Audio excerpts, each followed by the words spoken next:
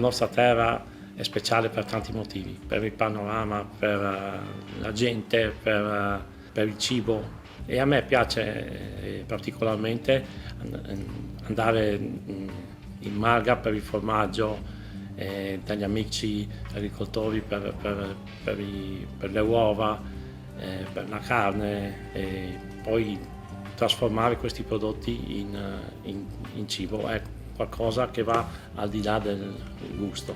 In quei sapori c'è la vera sincerità della nostra terra e della nostra storia. I formaggi, per esempio,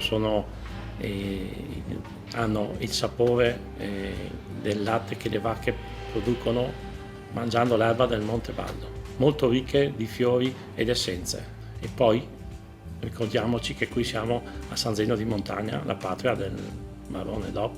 Il marrone era il cibo il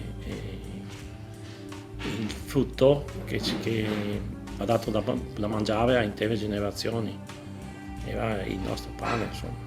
I castagnetti sono ancora molto importanti per gli agricoltori perché è una forma di integrazione al loro reddito e salvaguardia del territorio.